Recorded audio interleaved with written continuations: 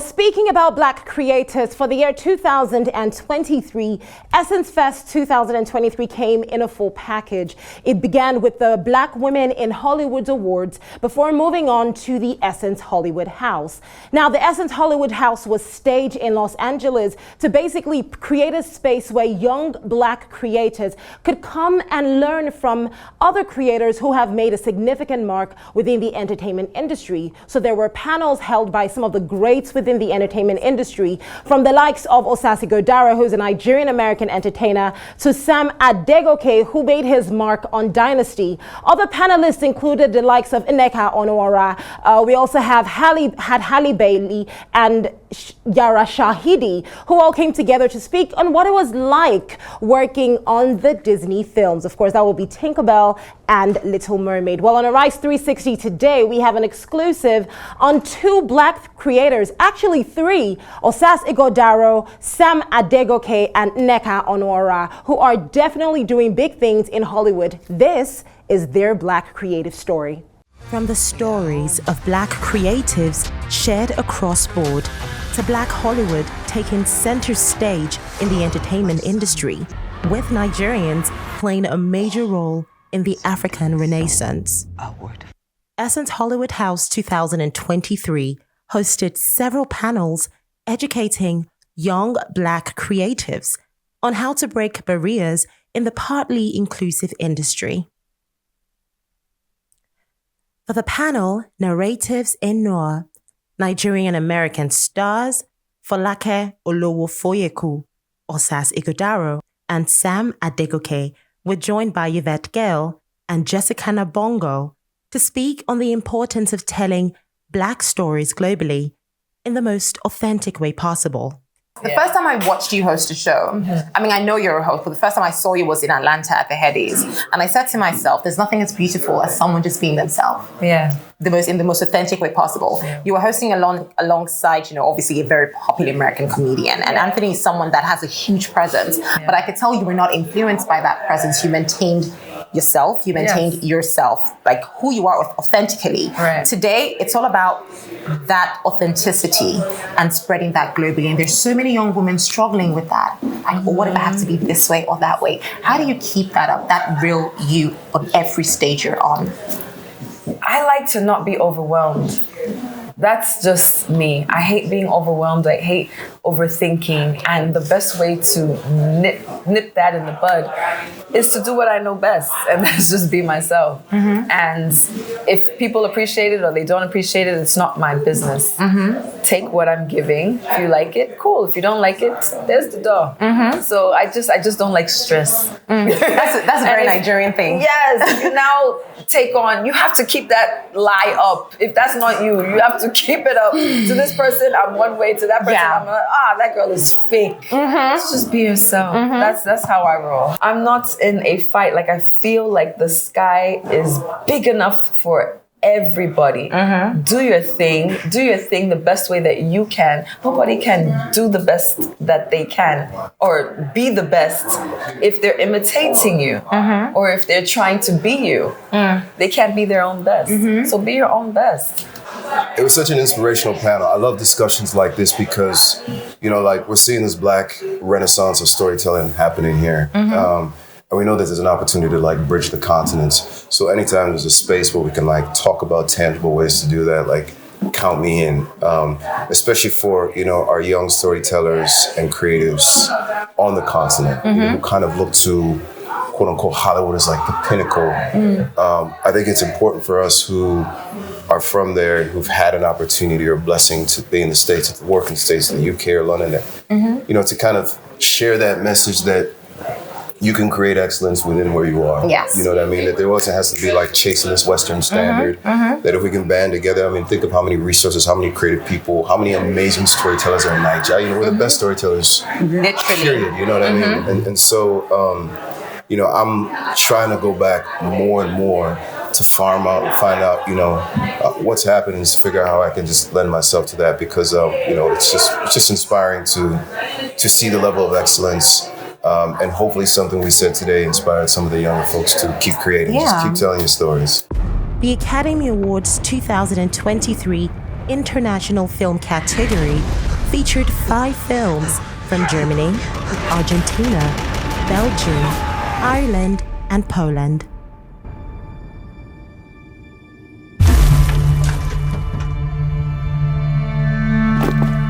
Nächster. Paul Bäumer. Ich möchte noch nicht loslegen.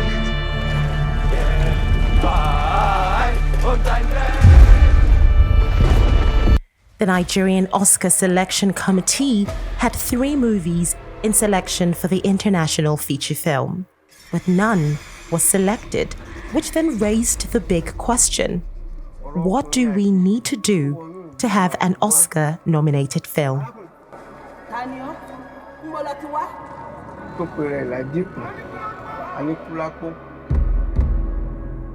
Do we need to have a Nollywood film in the Oscar Academy selection, Award the Academy Award selection. if it deserves to be there? Not because we're Nigerian and it needs to be there because we're Nigerian. It should be there because we're giving quality, we're giving speechless, we're giving deserves to be there. Whether it's a Nigerian film, South African film, an Asian film, doesn't matter where it comes from. If it deserves to be there, and if it just so happens to be a Nigerian film, then that is even more great. But we deserve to be there because we're Nigerian. No, it doesn't matter the background. If you're giving quality, and I feel that we're now on a world stage where we understand what quality is. Yes, we do. So there's no excuse at this point of, because you're Niger or you're Nigerian, we deserve to be there. No, that's entitlement. We don't, there's so much entitlement in our country. There's so much entitlement in our country that you think that the world is going to take that. No. If we deserve to be there, we would be there. So that should prompt us to work even harder. Absolutely. And not because of our background, but because we are good. We're great. We're awesome. We're awesome, and Nigeria know they carry last. Literally. I mean, it's a challenging question, because I would hope that there's one day where we can increase the quality of our production, our storytelling, our partnerships to where that's not needed. But listen, within the Hollywood world, like, you win an Oscar, you win a Golden Globe, you win, that begets work. There's no coincidence that you hear an actor won an Oscar and like 2 days later they announce that there's some huge film coming out with Steven Spielberg or something. Yes. It's usually probably an offer, maybe something that was in the works once you get consideration. So it pays dividends. But what I would like to see is that we create something where we can do that for ourselves. Yes. Look how much money's in Nigeria. Look how much money's in South Africa. If we can put together a fund and a pool of resources and money that can go to amazing storytellers, that can create an easier path to storytelling. You don't have to grease all these elbows, go through all this voila. It's like just to help our people so that we are wholly contained in excellence within ourselves. I get it. I get the appeal of Hollywood is a pinnacle. There's great storytelling coming out of here, but it doesn't mean, like you said, with like independent global stories that, look at some of the films that have won, Parasite, Yes, I know Bong Joon-ho.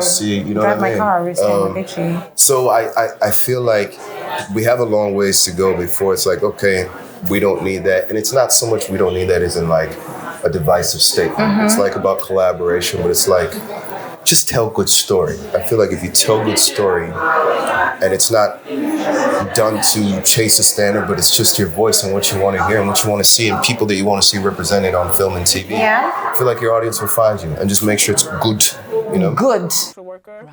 4 years ago, Nneka Onora appeared on Arise 360 as an upcoming filmmaker and director.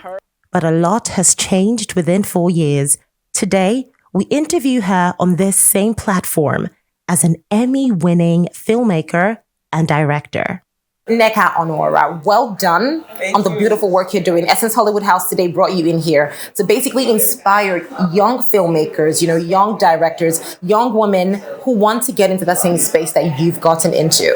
And I'm really curious because I want to know, what is that one thing that has helped you stay this authentic in what you do?